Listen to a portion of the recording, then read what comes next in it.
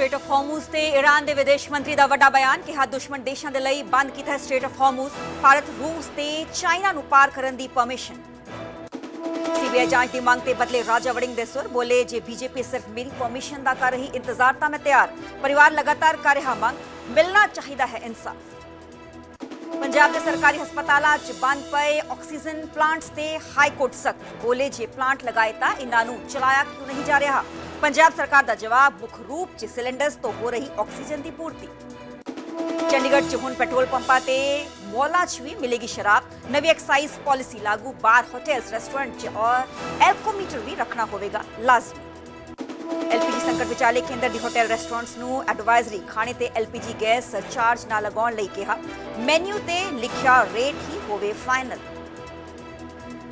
हरियाणा च कोटक महिंद्रा बैंक घोटाले मामले च बड़ा एक्शन एंटी करप्शन ब्यूरो ने बैंक मैनेजर नूं कीता गिरफ्तार पंचकूला निगम दे नाल 160 करोड़ दी धोखाधड़ी दे ने इल्जाम बांग्लादेश के राजबाड़ी च बड़ा हादसा पद्मा नदी विच डिग्गी यात्रियों नाल भरी बस हादसे च लगभग 23 लोगों की मौत अष्टमी मौके मंदिरां च लगियां भगतां दा ताता वड्डी गिनती च नतमस्तक हो रहे श्रद्धालु कंजक पूजन कर रहे माता दे भक्त न्यूज़ हेडलाइंस के प्रायोजक पतंजलि गाय का घी माँ का भरोसा प्यार से परोसा।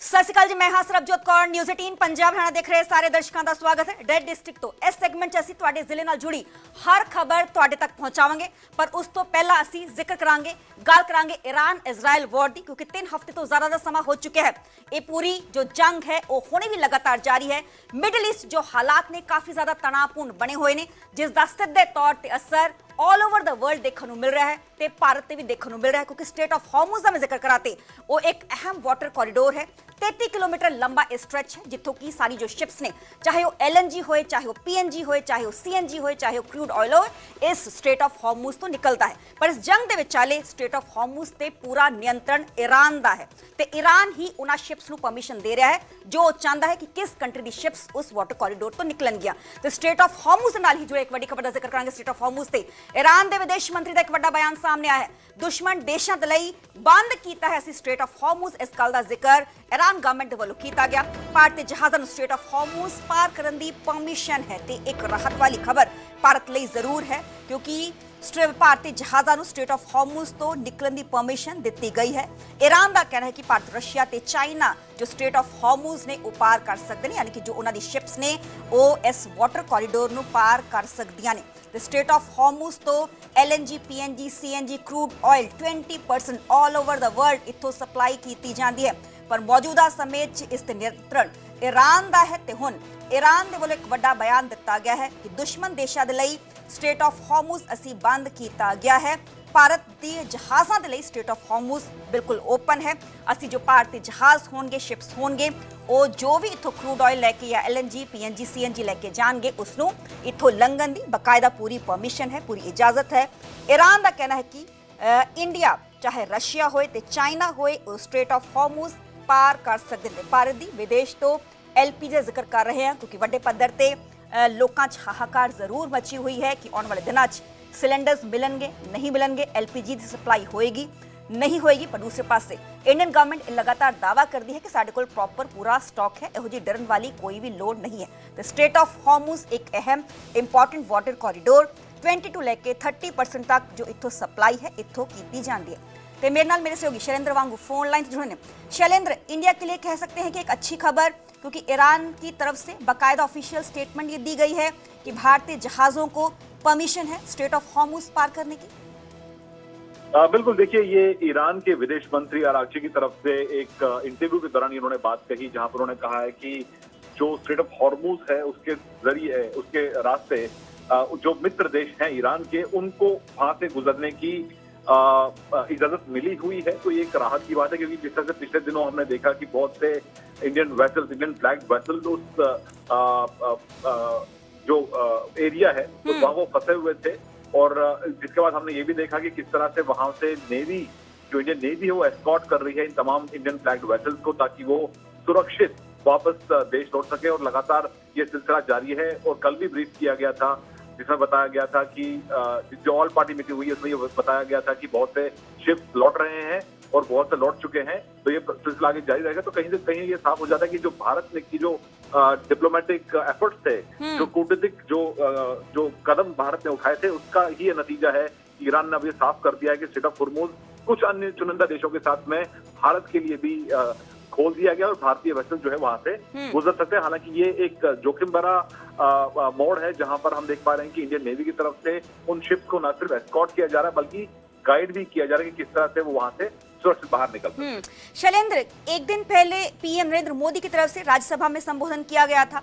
उन्होंने ये चिंता जाहिर की थी कि आने वाले दिनों में अगर ये जंग ना रुकी तो इसके परिणाम घातक होंगे, चिंताजनक होंगे। ऐसे में ये जो खबर है, एक साय ऑफ रिलीफ कहा जा सकता है। देखिए, ये एक पहलू है जहां पर इंडिया की जो एनर्जी नीड्स है उसको बरकरार रखने के लिए सप्लाई जारी रहनी चाहिए, तो ये एक पहलू है उसका। लेकिन देखिए, अगर वॉर जारी रहती है तो इसका नुकसान ना सिर्फ हिंदुस्तान को बल्कि पूरी दुनिया पर इसका असर होगा। और सबसे बड़ी बात यह है कि जो भारतीय करीब 1 करोड़ भारतीय उस पूरे रीजन में रहते हैं, जो या इंडियन ओरिजिन के हैं या वहां पर काम करने के लिए वो गए हैं, तो उनकी सुरक्षा को लेकर, उनके रोजगार को लेकर एक बड़ा सवाल खड़ा हो सकता है। वही विश्व शांति के लिए भी एक बड़ा चैलेंज हो सकता है कि हालांकि अब एक चर्चा हो रही है इस तरह की, अमेरिका जो है वो सीजफायर की घोषणा कर सकता है और बातचीत का सिलसिला शुरू हो सकता है, लेकिन ईरान ने अब तक इसके लिए हामी नहीं भरी है। लेकिन ये जरूर है कि अगर ये युद्ध लंबा खिंचता है तो इसका असर पूरी दुनिया पर होगा, अर्थव्यवस्था पर भी होगा। तो इसलिए हालांकि जो ये राहत की खबर इतनी है कि भारतीय जो वेसल्स हैं उनकी मूवमेंट जो है वो फिलहाल वहां से सुनिश्चित कर दी गई है। तो ऐसे में सप्लाई को लेके जो एक गैप आया था वो कहीं ना कहीं जरूर वो फिल अप होगा। जी चलिए, बहुत बहुत शुक्रिया शैलेंद्र, हमें पूरी जानकारी देने लेते। इंडिया के जो डिप्लोमेटिक एफर्ट्स ने कितना कितने रंग जरूर लिया ने, क्योंकि ईरान के विदेश मंत्री ने स्टेटमेंट दी है कि दुश्मन देशों के लिए स्ट्रेट ऑफ हॉर्मुज बंद है, पर भारतीय जहाज़ों को स्ट्रेट ऑफ हॉर्मुज पार करने की पूरी परमिशन है। भारत, रशिया ते चाइना का जिक्र जो है ईरान के विदेश मंत्री के वालों किया गया।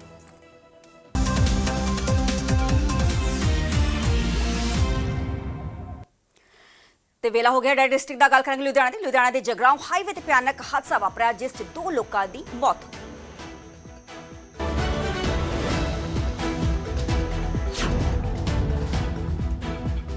ਮੁੱਲਾਪੁਰ ਦਾਖਾ ਨੇੜੇ 2 ਕਾਰਾਂ ਦੀ ਭਿਆਨਕ ਟੱਕਰ ਹੋਈ। ਦੱਸਿਆ ਜਾ ਰਿਹਾ ਹੈ ਕਿ ਦੂਜੀ ਸੜਕ ਤੇ ਇੱਕ ਗੱਡੀ ਪਲਟੀਆਂ ਖਾਂਦੀ ਹੋਈ ਦੂਜੀ ਗੱਡੀ ਦੇ ਵਿੱਚ ਆ ਗਈ, ਜਿਸ ਕਾਰਨ ਦੂਜੀ ਗੱਡੀ ਦੇ ਵੀ ਪਰਖੱਚੇ ਉੱਡ ਗਏ। ਭਾਈ ਅਸੀਂ ਲੁਧਿਆਣੇ ਵਾਸਤੇ ਸੀ, ਮੋਗੇ ਜਾਣਾ ਸੀ, ਉੱਥੇ ਮੌਤ ਹੋਈ ਸੀ, ਇਕੱਠ ਤੇ ਜਾਣਾ ਸੀ। ਉਧਰੋਂ ਗੱਡੀ ਤੇ ਪਲਟੀਆਂ 3-4 ਬੱਚੇ, ਗੱਡੀ ਮੋਹਰੇ ਗੱਡੀ ਆ ਗਈ, ਉਹਨੇ ਬ੍ਰੇਕ ਵੀ ਲਾਈ, ਗੱਡੀ ਮੋਹਰੇ ਆ ਗਈ ਸੀ ਤੇ ਵੱਜ ਗਈ ਵਿੱਚ। ਮੌਕੇ ਤੇ ਮੌਤ ਹੋ ਗਈ ਸ਼ਫੀ ਦੀ। ਮੌਤ ਹੋਈ ਆ ਤੁਹਾਡੇ ਕੀ ਲੱਗਦੇ? ਮੇਰਾ ਸਾਲਾ ਸੀ, ਉਹਦੇ ਹੈਗੇ ਸੀ 40-35-40 ਸਾਲ। ਅਸੀਂ ਤਾਜਪੁਰੋਂ ਆਏ ਸੀ, ਜਾਣਾ ਸੀ ਮੋਗੇ। ਕਾਰ ਸਵਾਰ ਲੋਕ ਰਿਸ਼ਤੇਦਾਰ ਦੇ ਘਰ ਮਾਤਮ ਵਿੱਚ ਸ਼ਾਮਿਲ ਹੋਣ ਜਾ ਰਹੇ ਸੀ। ਹਾਦਸਾ ਇੰਨਾ ਭਿਆਨਕ ਸੀ ਕਿ ਕਾਰ ਵਿੱਚ ਫਸੇ ਇੱਕ ਵਿਅਕਤੀ ਨੂੰ ਮੁਸ਼ਕਿਲਾਂ ਤੋਂ ਬਾਅਦ ਕੱਢਿਆ ਗਿਆ। 2 ਮੌਤਾਂ ਦੇ ਨਾਲ ਦੋਵਾਂ ਕਾਰਾਂ ਵਿੱਚ ਸਵਾਰ 3 ਹੋਰ ਲੋਕ ਜ਼ਖਮੀ ਹੋਏ ਨੇ, ਜੋ ਕਿ ਲੁਧਿਆਣਾ ਹਸਪਤਾਲ ਵਿੱਚ ਜ਼ੇਰੇ ਇਲਾਜ ਨੇ। ਜਲੰਧਰ ਦੇ ਪੀਏਪੀ ਚੌਂਕ ਵਿੱਚ ਇੱਕ ਟਰੈਕਟਰ ਟਰਾਲੀ ਹਾਦਸੇ ਦਾ ਸ਼ਿਕਾਰ ਹੋ ਗਈ।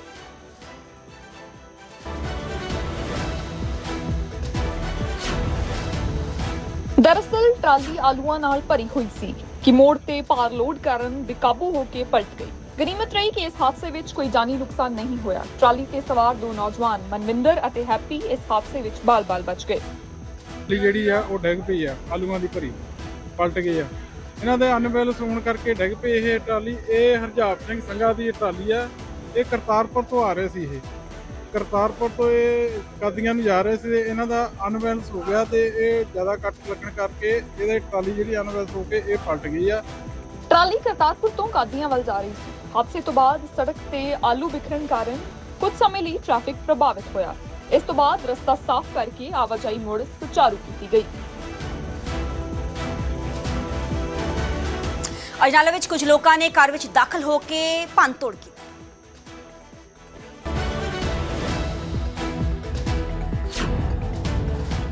ਮਾਮਲਾ ਪਿੰਡ ਤੇੜੀ ਦਾ ਹੈ, ਜਿੱਥੇ ਲੜਕਾ ਲੜਕੀ ਨੇ ਘਰਦਿਆਂ ਦੀ ਸਹਿਮਤੀ ਤੋਂ ਬਿਨਾਂ ਆਪਸ ਵਿੱਚ ਵਿਆਹ ਕਰਵਾ ਲਿਆ। ਲੜਕੀ ਪਰਿਵਾਰ ਨੇ ਤੈਸ਼ ਵਿੱਚ ਆ ਕੇ ਲੜਕੇ ਦੇ ਘਰ ਤੇ ਹਮਲਾ ਕਰ ਦਿੱਤਾ ਤੇ ਲੱਖਾਂ ਰੁਪਏ ਦਾ ਨੁਕਸਾਨ ਕਰ ਦਿੱਤਾ, ਜਿਸ ਦੀ ਪੁਲਿਸ ਜਾਂਚ ਕਰ ਰਹੀ ਹੈ।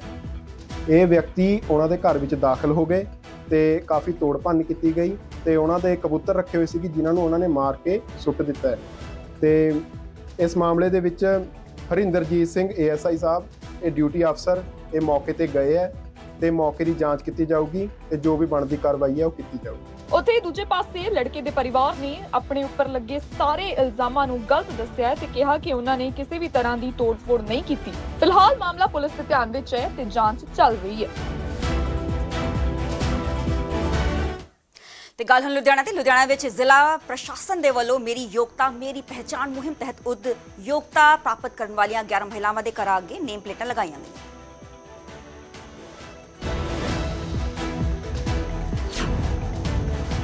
ਪਿੰਡ ਮਾਣਕਵਾਲ ਵਿੱਚ ਹੋਏ ਸਮਾਗਮ ਦੌਰਾਨ ਡਿਪਟੀ ਕਮਿਸ਼ਨਰ ਹਿਮਾਂਸ਼ੂ ਜੈਨ ਨੇ ਕਿਹਾ ਕਿ ਬੇਟੀਆਂ ਨੇ ਕਈ ਮੁਸ਼ਕਲਾਂ ਦੇ ਬਾਵਜੂਦ ਉੱਚ ਡਿਗਰੀਆਂ ਹਾਸਲ ਕੀਤੀਆਂ ਨੇ। ਇਸ ਲਈ ਸਮਾਜ ਵੱਲੋਂ ਉਹਨਾਂ ਨੂੰ ਸਨਮਾਨ ਮਿਲਣਾ ਚਾਹੀਦਾ ਹੈ। ਇਹ ਮੁਹਿੰਮ ਹੁਣ ਪੂਰੇ ਜ਼ਿਲ੍ਹੇ ਵਿੱਚ ਲਾਗੂ ਕੀਤੀ ਜਾਵੇਗੀ।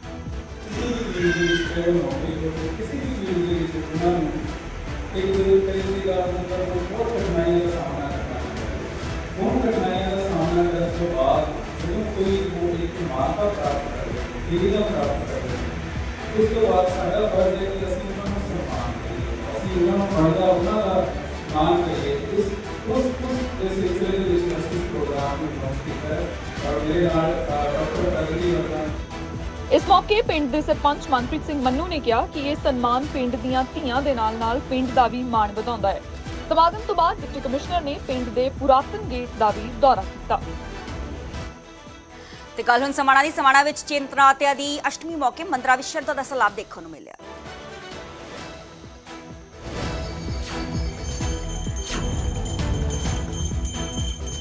ਇਤਿਹਾਸਕ ਸ਼ਹਿਰ ਸਮਾਣਾ ਦੇ ਮਾਤਾ ਰਾਣੀ ਦੇ ਮੰਦਰਾਂ ਵਿੱਚ ਸਵੇਰ ਤੋਂ ਹੀ ਸੰਗਤਾਂ ਦਾ ਤਾਂਤਾ ਲੱਗਿਆ ਹੈ। ਮੰਦਰਾਂ ਵਿੱਚ ਕੰਜਕ ਪੂਜਨ ਦੀ ਵਿਸ਼ੇਸ਼ ਰਸਮ ਅਦਾ ਕੀਤੀ ਜਾ ਰਹੀ ਹੈ ਤੇ ਭਗਤ ਮਾਤਾ ਦਾ ਆਸ਼ੀਰਵਾਦ ਲੈ ਰਹੇ ਨੇ। ਅਗਰਵਾਲ ਸਕੂਲ ਪ੍ਰਬੰਧਕ ਕਮੇਟੀ ਵੱਲੋਂ ਵੀ ਮਾਤਾ ਦੇ ਦਰਬਾਰ ਵਿੱਚ ਵਿਸ਼ੇਸ਼ ਪੂਜਾ ਅਰਚਨਾ ਕੀਤੀ ਗਈ। इस दौरान कंजकों की पूजा करके उन्होंने प्रसाद दिता गया और आशीर्वाद लिया गया। आज चैत्र मास की दुर्गाष्टमी है। दुर्गाष्टमी किस लिए मनाई जाती है कि आज देवी दुर्गा महिषासुर राक्षस का वध करके और देवी अपने धाम में विराजमान हुई थी, तो बुराई पर अच्छाई की जीत हुई। इसलिए माँ दुर्गाष्टमी का ये त्यौहार विशेष हर्ष और उल्लास में भारत के अंदर मनाया जाता है। सभी पर महामाई कृपा करे, सभी को धन आरोग्य और उत्तम स्वास्थ्य की प्राप्ति कराए। भगतां ਵੱਲੋਂ ਦੇਸ਼ ਅਤੇ ਪੰਜਾਬ ਦੀ ਤਰੱਕੀ ਅਤੇ ਖੁਸ਼ਹਾਲੀ ਲਈ ਦੁਆਵਾਂ ਕੀਤੀਆਂ ਗਈਆਂ। ਇਸ ਮੌਕੇ ਮੰਦਰਾਂ ਵਿੱਚ ਭਗਤੀਮਈ ਮਾਹੌਲ ਬਣਿਆ ਹੋਇਆ ਹੈ।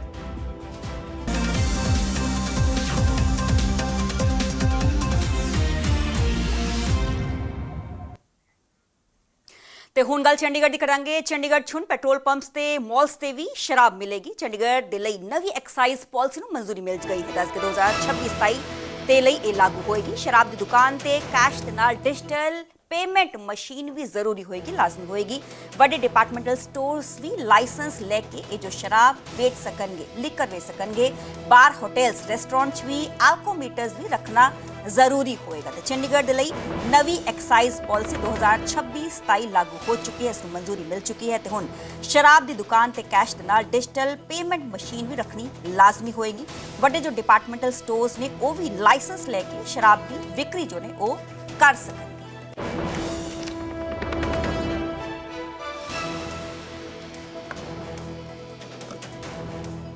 प्रशासन की तरफ से अब एक नई पॉलिसी एक्साइज पॉलिसी 2026-27 आई है, जिसमें कई चीजों को लेकर चेंजेस किए गए। अब हम 1 अप्रैल से जो लागू होने वाली है उसमें स्टोर्स में भी, यानी कि जो ग्रोसरी स्टोर्स हैं उसमें भी इंपोर्टेड विस्की, इंपोर्टेड जो बियर है वो सेल होगी, वो भी बिक्री देखने को मिलेगी और इसको लेकर प्रशासन की तरफ से मंजूरी भी दे दी गई है। चंडीगढ़ के सेक्टर 9 पंजाब स्टोर हम मौजूद हैं, जहां पर 1 अप्रैल से अब जो बड़े बड़े जो स्टोर्स हैं वहां पर अब जो इंपोर्टेड विस्की है, इंपोर्टेड बियर है वो अब उपलब्ध होगी। यानी कि कई ऐसे जो बड़े ब्रांडेड जो पेट्रोल पंप पर जो ग्रोसरी के शॉप्स हैं, जो मॉल्स हैं, बड़े बड़े मार्केट हैं, वहां पर भी जो इंपोर्टेड खास तौर पर, क्योंकि L10 का ये जो लाइसेंस प्रशासन की तरफ से दिया गया है, हालांकि इससे पहले भी था लेकिन पिछले साल इसको विड्रॉ कर लिया गया था, लेकिन अब दोबारा से प्रशासन ने कई चीजों पर ध्यान रखते हुए इस चीज की जो परमिशन है वो दी गई है। और जो एक्साइज पॉलिसी जो बनाई गई है उसमें कई चीजों को लेकर हम कह सकते हैं कई चीजों को लेकर इसमें बदलाव किए गए हैं। अब जैसे ग्रोसरी का जो ये हम जो शॉप पर पहुंचे हैं इसमें कई चीजों पर जो है वो दिया गया है। हालांकि जो शॉप्स हैं उनमें कैश नहीं, डिजिटल जो पेमेंट है जैसे कार्ड, पीओएस मशीन भी जरूरी होगा, ये भी मैंडेटरी होगा।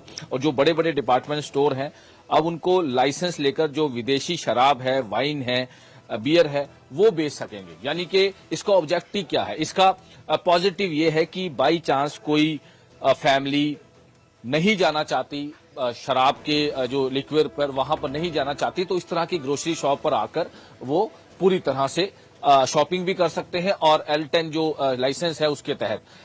सर, क्योंकि एक अच्छी पहल है और जैसे हम देख रहे हैं कि ग्रोसरी शॉप पे 1 अप्रैल से ये लागू होगा, किस तरह की सुविधाएं जो है?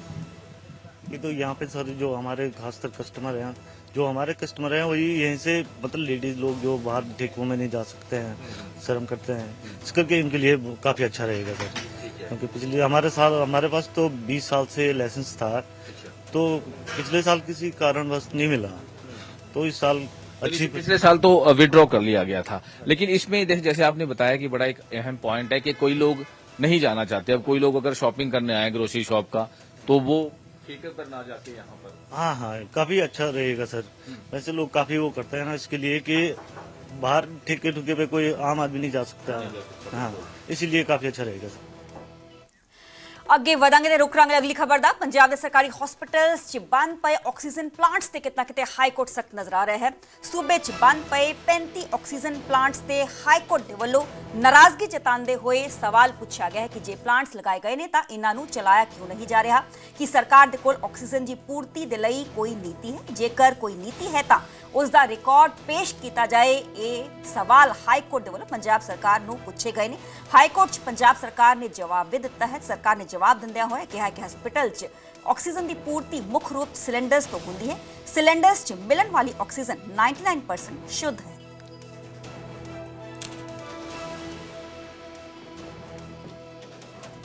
ਗੱਲ ਕਰਾਂਗੇ ਸ਼੍ਰੋਮਣੀ ਅਕਾਲੀ ਦਲ ਦੀ, ਕਿਉਂਕਿ ਸੁਖਬੀਰ ਸਿੰਘ ਬਾਦਲ ਦੇ ਵੱਲੋਂ ਵੱਖ-ਵੱਖ ਥਾਵਾਂ ਤੇ ਪੰਜਾਬ 'ਚ ਪੰਜਾਬ ਬਚਾਓ ਰੈਲੀ ਕੀਤੀ ਜਾ ਰਹੀ ਹੈ ਤੇ ਅਮਲੋਹ 'ਚ ਵੀ ਅਕਾਲੀ ਦਲ ਦੇ ਵੱਲੋਂ ਪੰਜਾਬ ਬਚਾਓ ਰੈਲੀ ਕੀਤੀ ਗਈ। ਸੁਖਬੀਰ ਸਿੰਘ ਬਾਦਲ ਨੇ ਇਸ ਦੌਰਾਨ ਪੰਜਾਬ ਸਰਕਾਰ ਤੇ ਜਮ ਕੇ ਤਿੱਖੇ ਨਿਸ਼ਾਨੇ ਸਾਧੇ। ਅਕਾਲੀ ਦਲ ਨੇ ਆਰਥਿਕ ਢਾਂਚੇ ਦੀ ਮਜ਼ਬੂਤੀ ਲਈ ਕੰਮ ਕੀਤਾ। ਇਸ ਗੱਲ ਦਾ ਜ਼ਿਕਰ ਕਰਦੇ ਹੋਏ ਸੁਖਬੀਰ ਸਿੰਘ ਬਾਦਲ ਨਜ਼ਰ ਆਏ। ਸੁਖਬੀਰ ਸਿੰਘ ਬਾਦਲ ਨੇ ਕਿਹਾ ਕਿ ਪੰਜਾਬ 'ਚ ਕਾਨੂੰਨ ਵਿਵਸਥਾ ਦਾ ਬੁਰਾ ਹਾਲ ਹੋ ਚੁੱਕਾ ਹੈ। ਲਾਅ ਐਂਡ ਆਰਡਰ ਦੀ ਸਥਿਤੀ ਨੂੰ ਲੈ ਕੇ ਕਈ ਵਾਰ ਉਹਨਾਂ ਦੇ ਵੱਲੋਂ ਸਵਾਲ ਇਸ ਤੋਂ ਪਹਿਲਾਂ ਵੀ ਖੜੇ ਕੀਤੇ ਜਾ ਚੁੱਕੇ ਨੇ। ਸੁਖਬੀਰ ਸਿੰਘ ਬਾਦਲ ਦਾ ਕਹਿਣਾ ਹੈ ਕਿ ਲੋਕ ਮਹਿੰਗਾਈ, ਬੇਰੁਜ਼ਗਾਰੀ ਤੇ ਹੋਰ ਮੁੱਦਿਆਂ ਕਾਰਨ ਬੇਹੱਦ ਪਰੇਸ਼ਾਨ ਨੇ।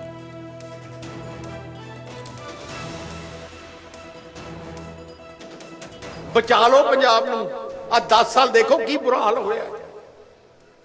ਗੁੰਡਾਗਰਦੀ ਦਾ ਰਾਜ ਹੈ, ਗੈਂਗਸਟਰ ਰਾਜ ਲੈਂਦੇ ਆ। ਅੱਧੇ ਅਮਲੋਹ ਤੋਂ ਵੱਧ, ਅੱਧੇ ਤੋਂ ਵੱਧ ਸ਼ਹਿਰ ਦੇ ਲੋਕਾਂ ਨੂੰ ਫਰੋਤੀਆਂ ਦੇ ਫੋਨ ਆਏ ਆ। ਭਾਵੇਂ ਚੁੱਪ ਬੈਠੇ ਆ, ਕਈ ਮੇਰੇ ਕੋਲੇ ਆਏ ਆ। ਪੁਲਿਸ ਸਾਹਿਬ ਕਹਿੰਦੀ ਹੈ ਪੈਸੇ ਦੇ ਦਿਓ, ਖੇੜਾ ਛੜਾਓ। ਆ ਤਾਂ ਹਾਲਾਤ ਹੈ। ਨਸ਼ਾ ਘਰ ਘਰ ਫੈਲਿਆ ਹੈ। ਕਿਉਂ ਫੈਲ ਰਿਹਾ? ਇਹਨਾਂ ਦੇ ਮੰਤਰੀ, ਇਹਨਾਂ ਦੇ ਐਮਐਲਏ, ਇਹਨਾਂ ਦੇ ਲੀਡਰ ਮਹੀਨਾ ਲੈਂਦੇ ਇਹਨਾਂ ਤੋਂ। ਮੈਂ ਐਸਐਸਪੀ ਨੂੰ ਪੁੱਛਿਆ, ਉਹ ਕਹਿੰਦੇ ਜਿਹਨੂੰ ਅਸੀਂ ਫੜਦੇ ਆ ਝਾੜੂ ਵਾਲੇ ਛਡਾ ਲੈਂਦੇ ਆ। ਆ ਤਾਂ ਹਾਲਾਤ ਬਣੇ ਪਏ।